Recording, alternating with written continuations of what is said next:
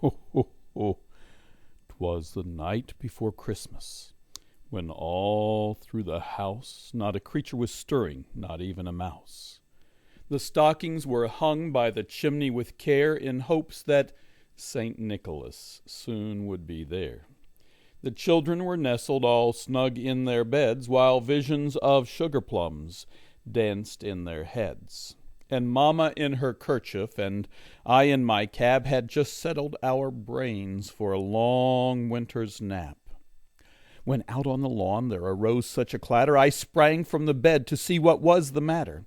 Away to the window I flew like a flash, tore open the shutters, and threw up the sash.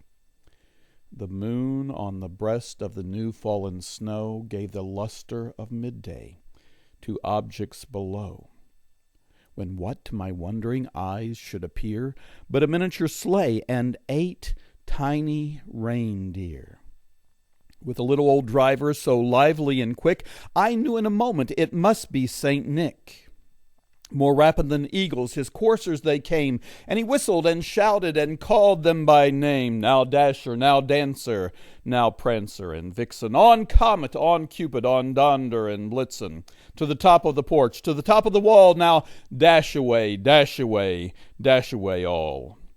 As dry leaves before the wild hurricane fly, when they meet with an obstacle, mount to the sky, so up to the housetop the coursers they flew, with a sleigh full of toys, and St. Nicholas too. And then in a twinkling I heard on the roof the prancing and pawing of each little hoof. As I drew in my head and was turning around, down the chimney St. Nicholas came with a bound. He was dressed all in fur from his head to his foot, and his clothes were all tarnished with ashes and soot. A bundle of toys were flung on his back, and he looked like a peddler just opening his pack. His eyes, how they twinkled, his dimples how merry, his cheeks were like roses, his nose like a cherry, his droll little mouth was drawn up like a bow, and the beard of his chin was as white as the snow. The stump of a pipe he held tight in his teeth, and the smoke, it encircled his head like a wreath. Oh, he had a broad face and a little round belly that shook when he laughed like a bowl full of jelly.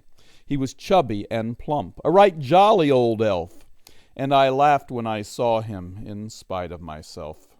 A wink of his eye and a twist of his head soon gave me to know I had nothing to dread.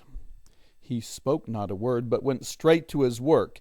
He filled all the stockings, then turned with a jerk, and, laying a finger aside of his nose, and giving a nod, up the chimney he rose. He sprung to his sleigh, to his team gave a whistle, and away they all flew like the down of a thistle.